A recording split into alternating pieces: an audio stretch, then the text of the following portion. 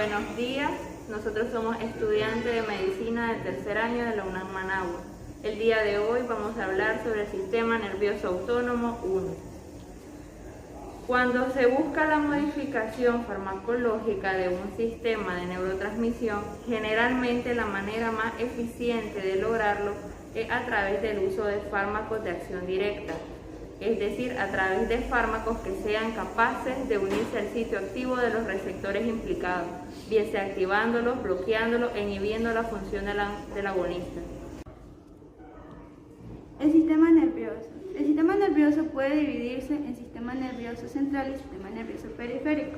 El sistema nervioso central está comprendido por el encéfalo y el sistema nervioso periférico está comprendido por los ganglios nerviosos y los axones.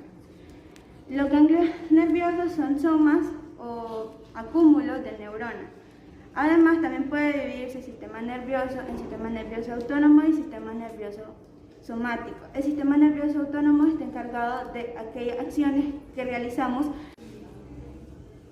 Además, el sistema nervioso autónomo está dividido a su vez en sistema nervioso simpático y en sistema nervioso parasimpático.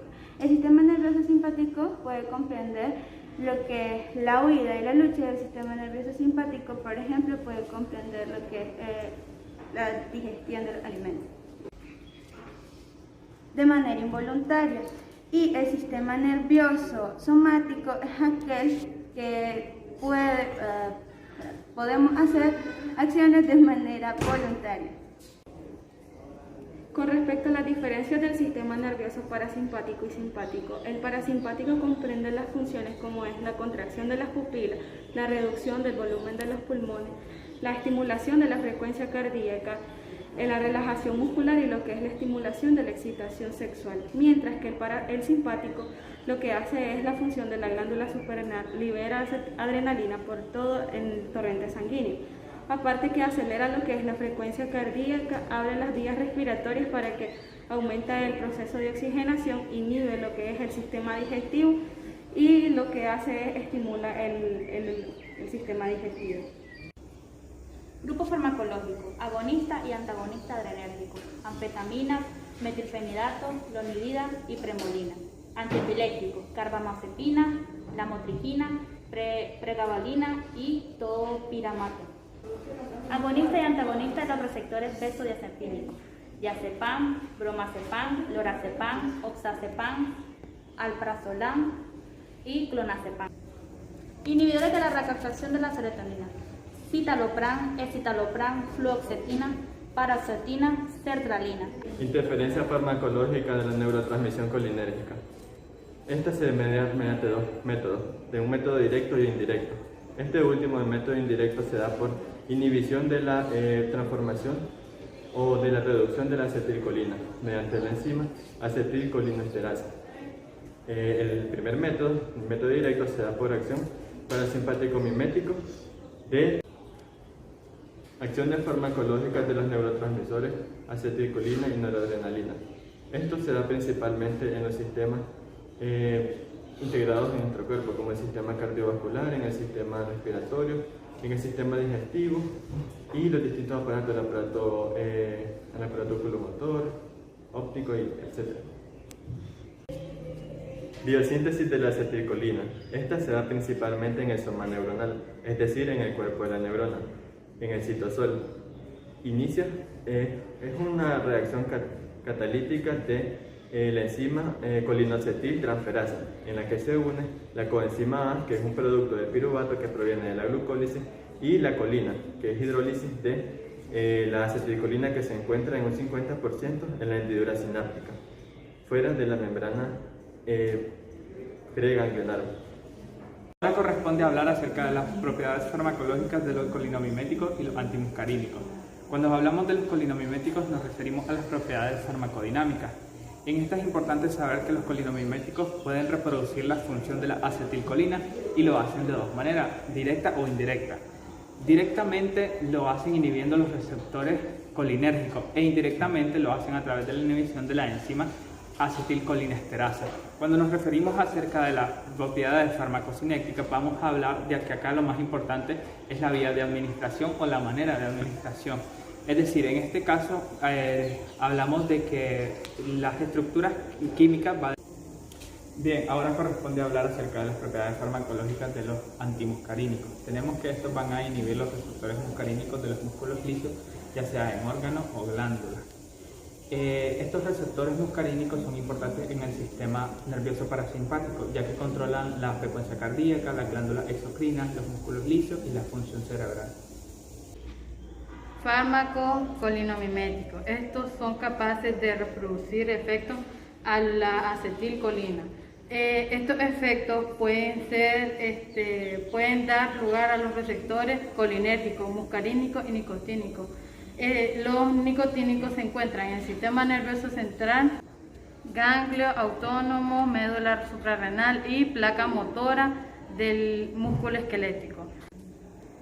Los receptores muscarínicos se encuentran en el sistema nervioso parasimpático y también en la glándula sudorípara, junto con el sistema nervioso central, ganglio autónomo, placa motora del músculo esquelético, células endoteliales y médula suprarrenal. Clasificación de los fármacos colinomiméticos y receptores antimuscarínicos. Los fármacos colinomiméticos se clasifican en fármacos de acción directa e indirecta. La directa activa los receptores muscarínicos y nicotínicos, y los de acción indirecta inhiben la ACHE, por lo que aumenta la concentración de acetilcolina en la sinapsis y unión de neuroefectores colinérgicos. Los fármacos colinomiméticos de acción indirecta se clasifican en ésteres de colina y alcaloides naturales. Los fármacos colinomiméticos de acción indirecta se clasifican en tres grupos químicos: alcoholes simples, ésteres de ácido carbónico, de alcoholes y los derivados orgánicos del ácido fosfórico. Fármacos antimuscarínicos. Los fármacos antimuscarínicos se clasifican en alcaloides naturales, atropina y escopolamina, y los derivados sintéticos y semisintéticos como las aminas terciarias y las aminas cuaternarias. Receptores muscarínicos, localizados en la unión neuroefectora y postganglionar. Están activados por la acetilcolina y ésteres de la colina, como carbacol, betanacol y metacolina. Los anticolinesterases reversibles e irreversibles y los alcaloides colinomiméticos, como la policarpina y la muscarina. También hay subtipos de receptores muscarínicos desde M1 hasta M5. M1 localizado en los ganglios autónomos, sistema nervioso central y glándulas. M2 localizado en el miocardio, el músculo liso y el sistema nervioso central. M3 localizado en el endotelio, músculo liso, sistema nervioso central y glándulas. M4 localizado en el pulmón, en el músculo liso, en la glándula y en el sistema nervioso central. Y M5 localizado en el sistema nervioso central. Bloqueadores de los fármacos colinomiméticos y antagonistas de los receptores muscarínicos. De tipo nicotínico, en el ganglio autónomo tenemos la emicolina, trimetapan, benzodina. En la unión neuromuscular, la gaiamina, la tubopurarina. Y en el barro y quimioreceptores tenemos hexamplutonio y pentorina. Y de tipo muscarínico, en la unión neuroreceptora postganglionar tenemos la atropina. Una anciana desarrolla dificultad para orinar secundaria a neuropatía progresiva de los nervios parasimpáticos que inervan el músculo detrusor de la vejiga. En consecuencia, esta se volvió flácida y distendida, dando lugar a una retención urinaria no obstructiva. El médico decide darle una droga parasimpático-mimética en un intento por estimular la contracción del músculo detrusor y de incrementar el tono muscular vesical. Como ustedes sabrán, las drogas parasimpático-miméticas son aquellas de que simulan la acción del sistema nervioso parasimpático o potencian la acción del mismo. Pero antes de hablar del porqué de la utilización de una droga parasimpático-mimética en esta paciente, es importante abordar cómo se da la fase de llenado y la fase de vaciado de la vesícula como tal. Bueno, en el caso de la fase de llenado predomina el sistema nervioso simpático, que va a dar lugar a la relajación vesical, es decir, la relajación del músculo detrusor y la contracción del cuello vesical y el esfínter. En la fase de vaciado es lo contrario, ya no actúa el sistema nervioso simpático, sino que ejerce su función el sistema nervioso parasimpático, que va a permitir la contracción del músculo detrusor y la apertura del cuello vesical y el esfínter. Como ya sabemos, esta paciente tiene una neuropatía progresiva de los nervios parasimpáticos. En consecuencia, es incapaz de contraer el músculo detrusor y en consecuencia tiene problemas para la eliminación de la orina.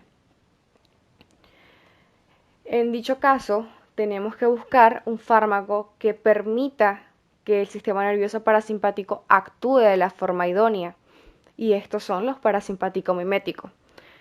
Estos se clasifican en fármacos de acción directa y de acción indirecta. Los de acción directa son aquellos de que actúan directamente sobre los receptores muscarínicos y nicotínicos, tal es el caso de los ésteres de colina y los alcaloides colinamiméticos. Y los de acción indirecta lo que hacen es incidir sobre la acetilcolinesterasa para que ésta no siga degradando a la acetilcolina, es decir, inhiben a la acetilcolinesterasa. Y estas se clasifican a su vez en acción reversible y reacción irreversible. Bueno, en el caso de estos fármacos, tienen diferentes mecanismos de acción. Uno es simulando la acetilcolina, y esto se va a dar a nivel de las uniones neuroefectoras en los ganglios del sistema nervioso autónomo, tanto simpáticos como parasimpáticos, en la placa motora del músculo esquelético y en la sinapsis. El segundo mecanismo vendría siendo por inhibición de la acetilcolinesterasa, que va a dar lugar en la sinapsis del sistema nervioso autónomo y en la placa motora del músculo esquelético. Los parasimpáticos miméticos no solamente pueden ser beneficiosos para X o Y pacientes, sino de que como todo fármaco puede dar lugar a efectos adversos. Y estos van a ser en mayoría dependientes de dosis y se pueden también visualizar en los diferentes sistemas. Tal es el caso del aparato gastrointestinal, que puede llegar a ocasionar vómitos, diarrea y dolor abdominal. En el aparato respiratorio, de que podría llegar a ocasionar broncoespasmo. A nivel vascular, que podría llegar a generar flushing.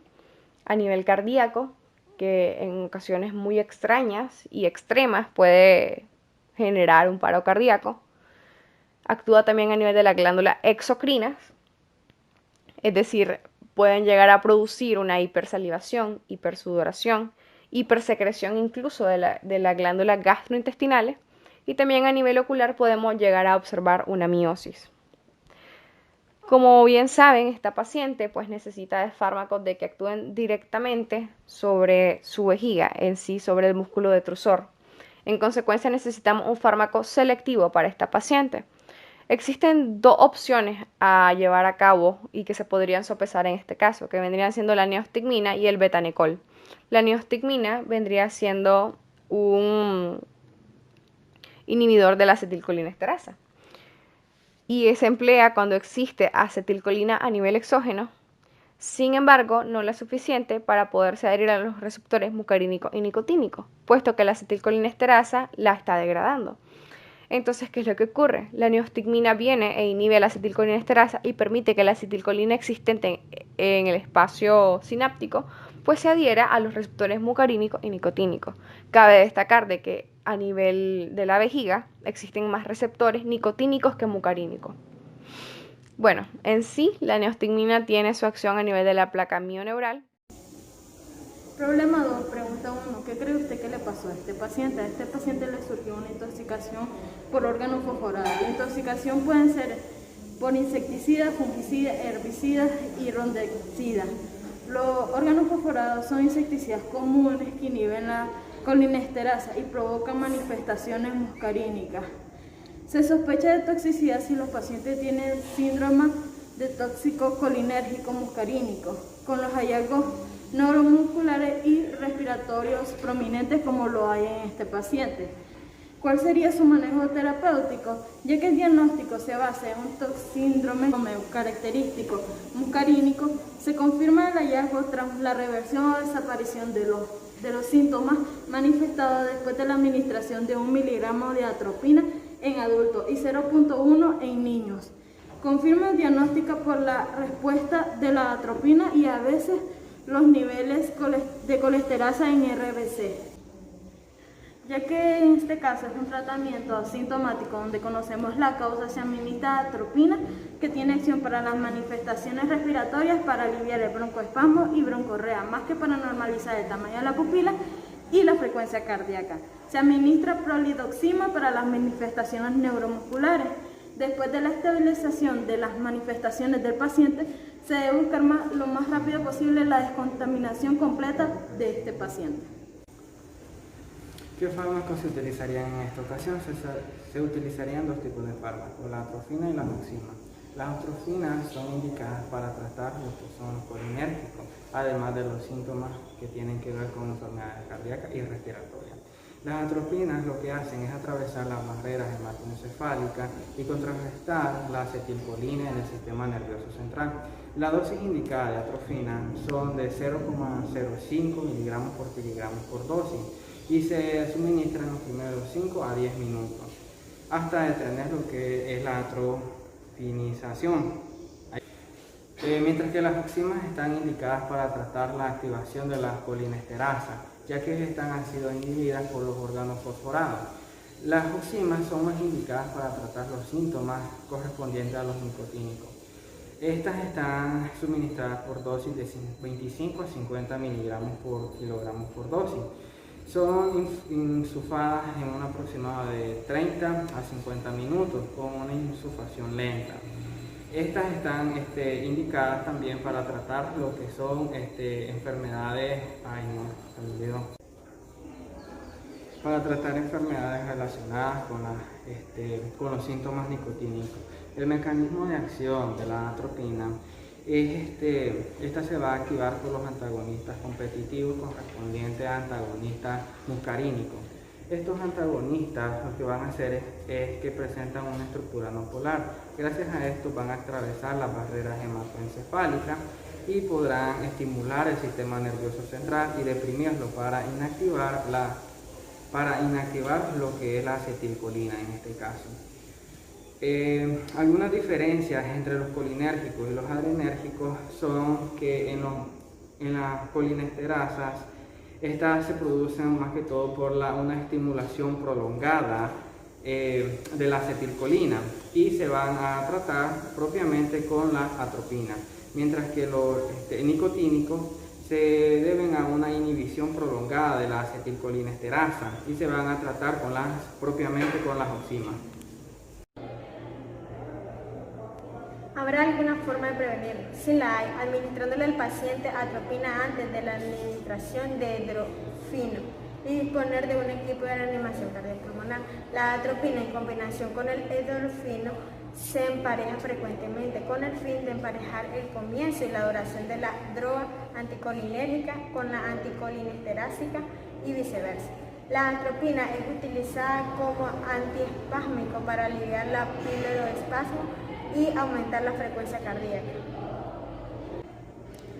Los antidepresivos tricíclicos poseen propiedades antimuscarínicas, especialmente los heterocíclicos.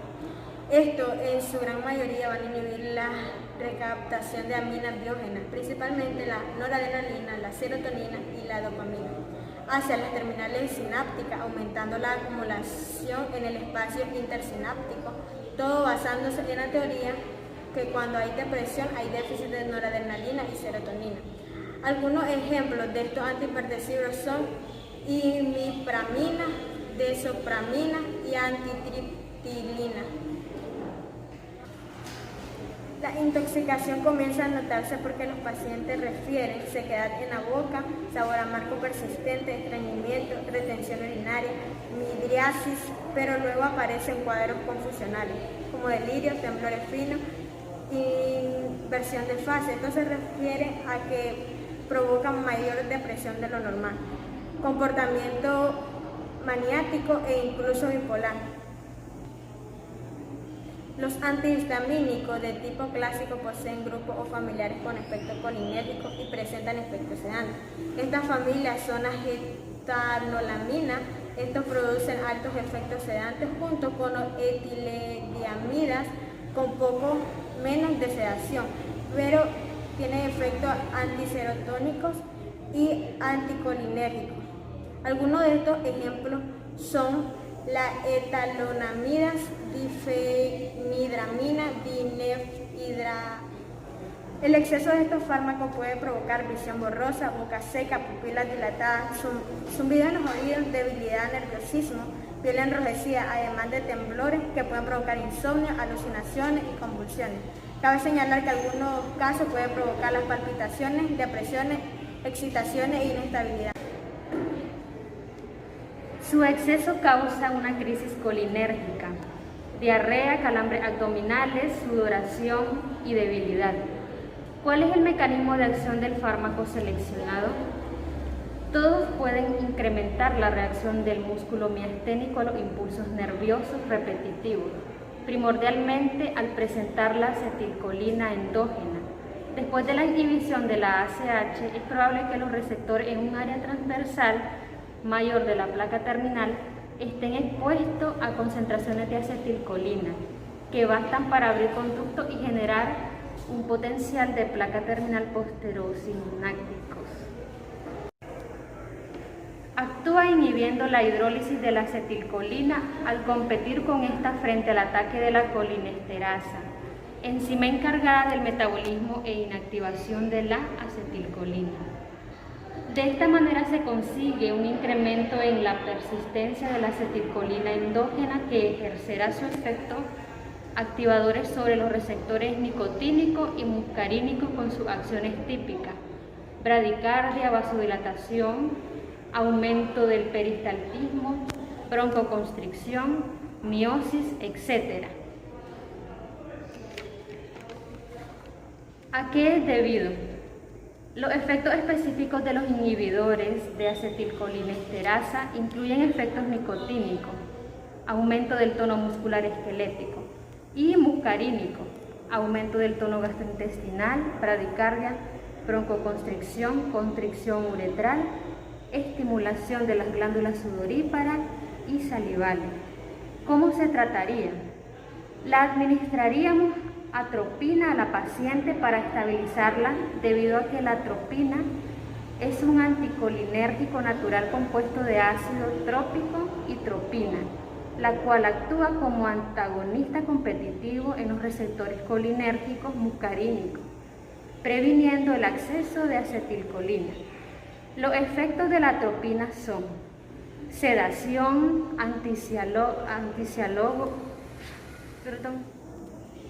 Los efectos de la atropina son sedación, anticialógogo, aumento de frecuencia cardíaca, relajación del músculo, prevención de mareos, midriasis, ciclopegia y disminución de secreción de H gástrico.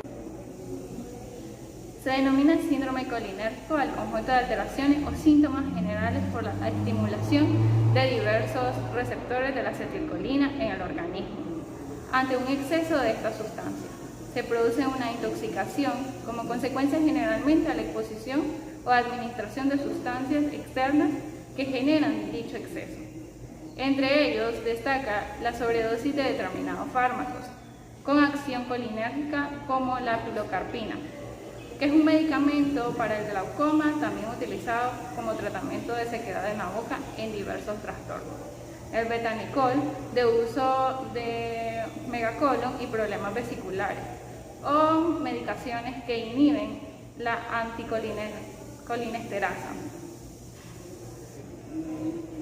La colinesterasa, como los empleados para combatir el Alzheimer. Por ejemplo, tenemos la rivastatina, ante su uso excesivo y en excesiva cantidad en relación al tiempo en el que actúan sobre el organismo. El síndrome colinérgico es potencialmente mortal, requerido necesariamente de atención médica.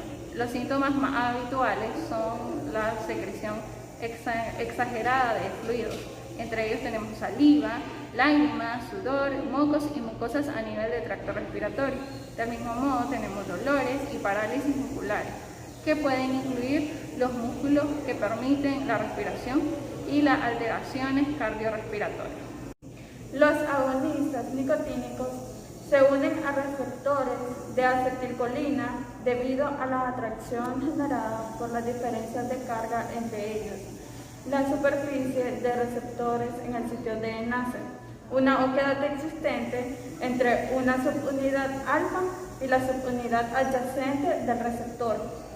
Una vez que la acetilcolina o agonista se ha alojado en el sitio de enlace, se producen movimientos en la subunidad alfa del receptor, en que fortalecen los enlaces químicos entre la molécula y el receptor.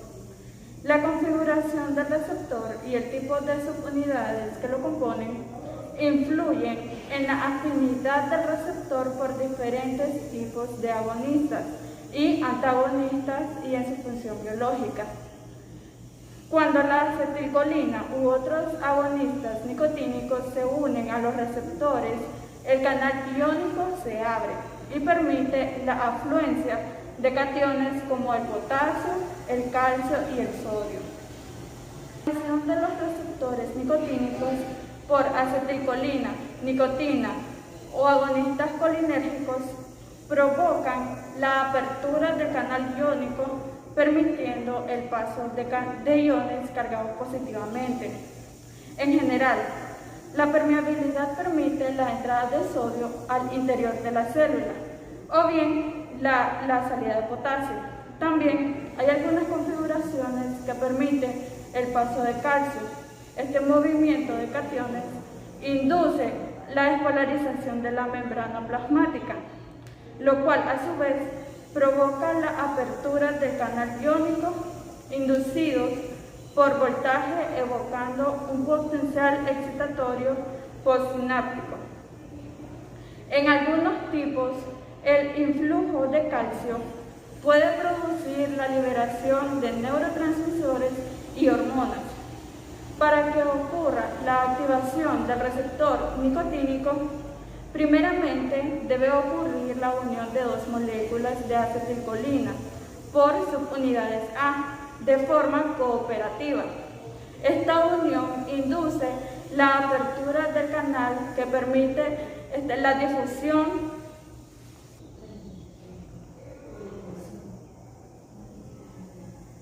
Para que ocurra la activación del receptor nicotínico, primeramente debe ocurrir la unión de dos moléculas de acetilcolina por subunidades A de forma cooperativa.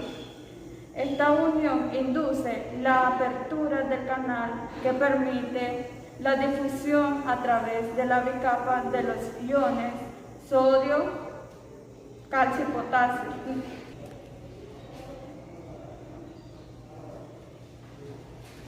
Para que ocurra la activación del receptor nicotínico, primeramente debe ocurrir la unión de dos moléculas de acetilcolina por subunidades A de forma cooperativa. Esta unión induce la apertura del canal que permite la difusión a través de la bicapa de los iones sodio, potasio y calcio, pero el paso de otros cationes y todos los aniones es impedido, lo cual indica la selectividad de los receptores. Después de 1 a 2 milisegundos, la acetilcolina se asocia del receptor. No se me mira. Para que ocurra la activación del receptor nicotínico, primeramente debe ocurrir la unión de dos moléculas de acetilcolina por subunidades A de forma cooperativa. Esta unión induce la apertura del canal que permite la difusión a través de la bicapa de los iones sodio, potasio y calcio, pero el paso de otros cationes y todos los aniones es impedido, lo cual indica la alta selectividad del receptor. Después de 1 a 2 milisegundos, la acetilcolina se asocia del receptor, por lo cual se cierra el poro. La exposición sostenida del receptor a acetilcolina conduce a su desensibilización. Periodo. Acciones farmacológicas de los agentes colinérgicos en diferentes órganos. En el sistema nervioso central tenemos que la atropina en dosis terapéuticas produce una ligera estimulación del sistema nervioso central y de la médula y algunos centros cerebrales superiores. La estimulación vagal puede ser evidente con dosis pequeñas en producción de bradicardia refleja. En actividades antitremor tenemos que los anticolinérgicos tienen efectos antiparkinsonianos, produciendo una mejoría en síntomas clásicos como son la rigidez y el temblor. En los efectos tóxicos, los anticolinérgicos son efectivos en el tratamiento para mareos por movimiento. Tenemos que en el aparato cardiovascular, la atropina no posee efectos directos sobre las arterias de la periferia, pero contrarresta eficientemente lo que es la vasodilatación y la hipotensión arterial, que pueden producir altas dosis de ésteres de colina. En el aparato gastrointestinal tenemos que la motilidad y el tono gastrointestinal son inhibidos por la atropina y algunos agentes antimuscarínicos. El músculo liso se relaja y los movimientos propulsivos disminuyen o se anulan. En el tiempo de vaciamiento gástrico se prolonga y el tránsito intestinal disminuye.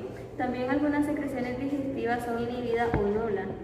Tenemos que el aparato respiratorio pueden ser de gran utilidad lo que son los agentes colinérgicos para el tratamiento de asma bronquial. En la atropina, las dosis apropiadas bloquean el músculo liso de los bronquios y los bronquiolos y produce broncodilatación e inhibición de las secreciones. En el tracto urinario, la atropina produce relajación de los músculos lisos de la pelvis, renal, los cálices, uréteres y vejiga, y es útil en tratamiento del cólico renal y algunas litiasis. En otros músculos lisos, la atropina puede producir un moderado efecto relajante sobre el músculo liso, como es el de la vesícula biliar y los conductos colédocos-biliares.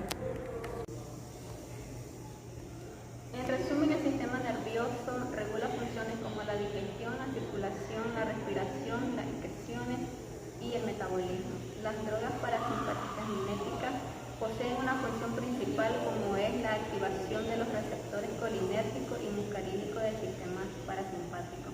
Por ello, los fármacos son influencias directas e indirectas en este sistema, por lo cual se deben administrar en dosis cuidadosas con supervisiones constantes. Esto debido al número de manifestaciones adversas que pueden presentarse como consecuencia de una mala prescripción, por lo cual esta presentación persuade a actuar de forma